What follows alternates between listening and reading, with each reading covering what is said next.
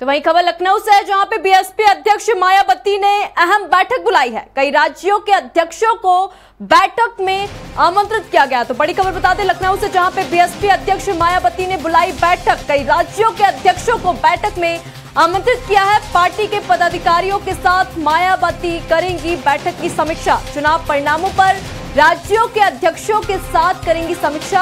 आगे की रणनीति पर मंथन करेंगी बीएसपी अध्यक्ष मायावती। तो बड़ी खबर आपको बता दें, जहां पे बीएसपी अध्यक्ष मायावती ने बैठक बुलाई है।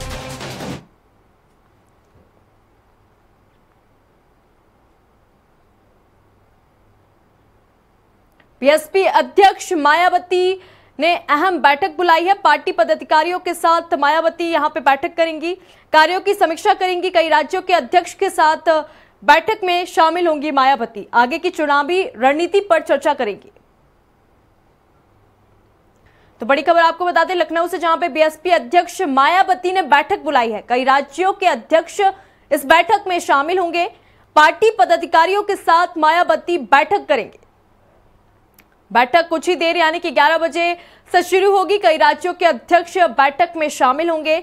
आगे की चुनावी रणनीति पर मायावती चर्चा करेंगे। तो बड़ी खबर आपको बता दें लखनऊ से, जहां पे बीएसपी अध्यक्ष मायावती ने अहम और खास बैठक यहां पर बुलाई है। कई राज्यों के अध्यक्षों के साथ बैठक में शामिल होंगी मायावती। अधिक अपडेट ले लेंगे हमारे साथ संवाददाता घनश्याम लाइव। घनश्याम, क्या कुछ अपडेट है? क्योंकि मायावती की अगर बैठक की अगर हम बात करें तो चंद महीनों में ये उनकी तीसरी बैठक है और ये बैठक कई मायनों में खास और महत्वपूर्ण मानी जा रही है।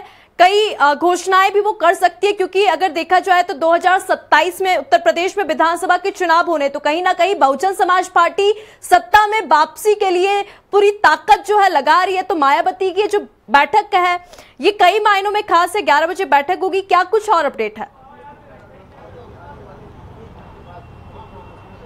देखिए, मेरी मौजूदगी भी अभी बसपा कार्यालय पे है और अगर हम तस्वीरों के जरिए आपको बताने की कोशिश करें कि तो भारतीय बसपा के जो पदाधिकारी हैं, बसपा के जो कार्यकर्ता हैं जिनको इस बैठक में बुलाया गया है, वो लोग धीरे धीरे पहुंच रहे हैं अंदर। और जो अभी थोड़ी देर बाद जो मायावती यहाँ पे पहुंचेंगी और वो बैठक को संबोधित करेंगी। और अगर हम बात करें तो ये बैठक बिल्कुल बेहद महत्वपूर्ण है और बेहद महत्वपूर्ण इसलिए भी है कि हाल ही में कई उपचुनाव और कई राज्यों के परिणाम आए, जिसमें बीएसपी का जो प्रदर्शन रहा वो काफी ज्यादा सिफर रहा, खराब रहा और अभी तक का बीएसपी के इतिहास का सबसे खराब प्रदर्शन अब खराब दौर से गुजर रही है। तो ऐसे में मायावती लगातार रुक रुक करके समीक्षा बैठकें करते रहती हैं और आगामी आने वाले दिनों के लिए जो चुनाव होता है, आने वाले दिनों के लिए जो संगठन को लेकर के उन सब सारी बातों को लेकर के समीक्षा बैठक के अलावा दिशा निर्देश भी जारी करती हैं, मंथन भी करती हैं। अभी अगर हम बात करें तो पूरे देश भर के नेताओं को आज बुलाया गया है, सिर्फ उत्तर प्रदेश ही नहीं, क्योंकि उत्तर प्रदेश में 2 साल बाद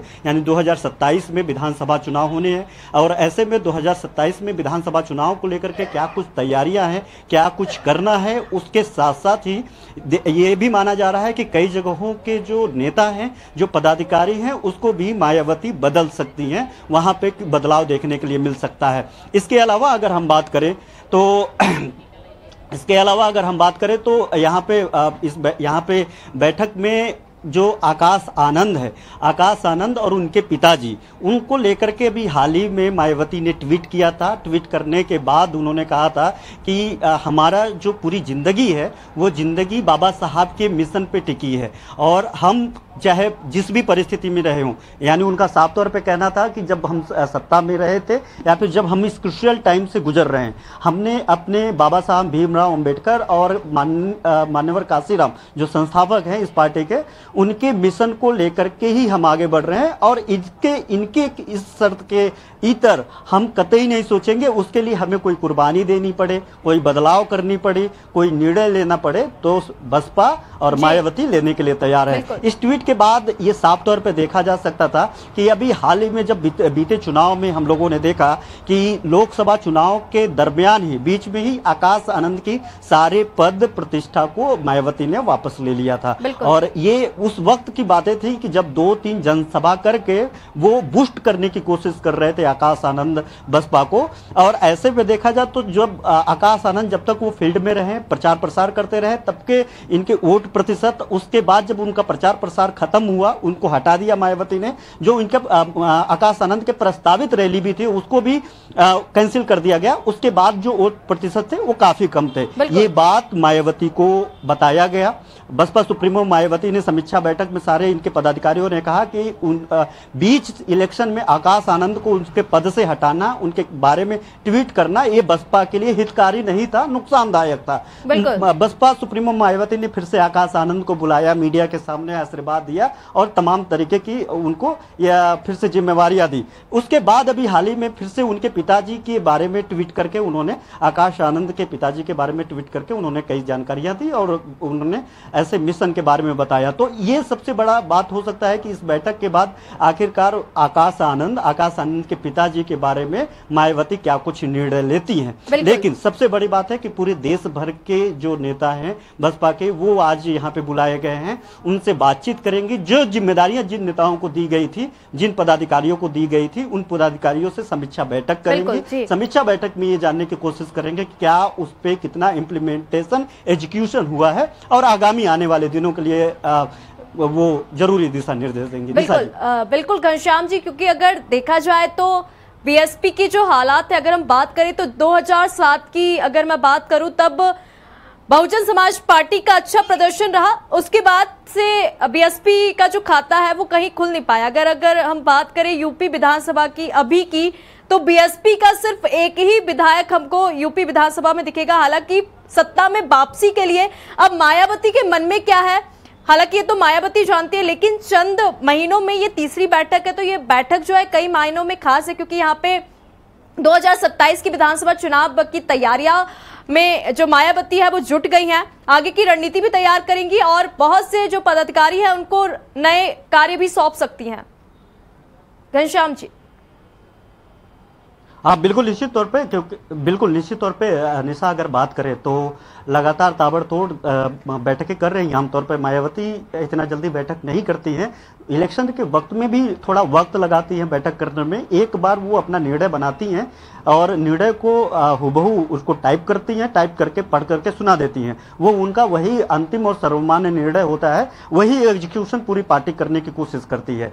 अब वो एक लंबे वक्त के लिए उनका खाका होता है, लेकिन हाल ही में चाहे वो दिल्ली के परिणाम हो, कई राज्यों के अगर देखा जाए तो कई राज्यों में और उत्तर प्रदेश के उपचुनावों में पहली बार मायावती उत्तर प्रदेश के उपचुनाव में शिरकत की थी, चुनाव लड़ा था। इसके पहले उन्होंने कभी भी उपचुनाव नहीं लड़ा। हालांकि जब सत्ता में थी तब उन्होंने लड़ा, क्योंकि सत्ता में रहने के लिए ये सब सारी चीजें जरूरी होता है। लेकिन सत्ता में अगर कभी नहीं रही है मायावती, जब नहीं रही है तो उन्होंने कभी उपचुनाव नहीं लड़ा। उपचुनाव में वो अपने प्रत्याशी नहीं रखती थी और ना किसी का समर्थन करती थी, ना किसी का विरोध करती थी।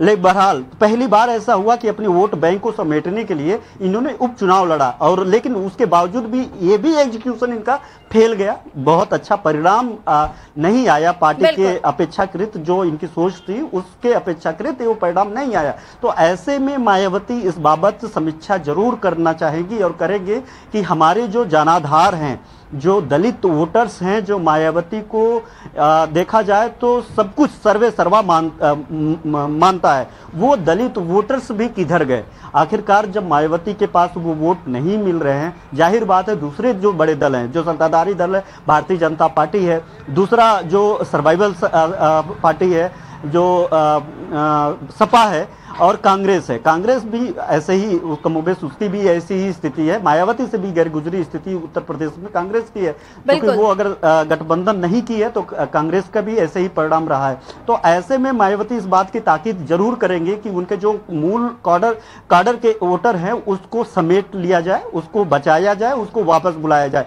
इसको लेकर के अगर इस दिशा में मायावती बैठक में भी इस दिशा में जरूरी दिशा निर्देश दे सकती है, अपने खाका प्लान को एग्जीक्यूट करने की कोशिश कर सकती है। लेकिन अगर देखा जाए तो मायावती की और बसपा अभी लगातार इस बात ही संघर्ष कर रही है कि जीत और सत्ता में आने से कहीं कोसों दूर अपनी जो काडर के वोटर हैं, जो मूल रूप से आंख बंद करके मायावती और बसपा पर भरोसा करते हैं, उस वोटरों को समेट ले, उस वोटरों को बटने से बचा ले।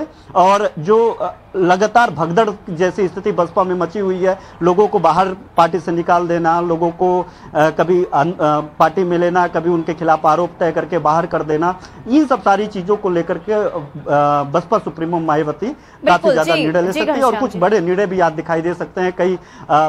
कई नेताओं को बदला भी जा सकता है। जी घनश्याम जी, क्योंकि अगर ये तो देखने वाली बात होगी कि बैठक में क्या कुछ रणनीति तय होती है। 11 बजे बसपा की ये जो तीसरी बैठक है मायावती करने जा रही है। घनश्याम जी, बहुत बहुत धन्यवाद तमाम जानकारी साझा करने के लिए।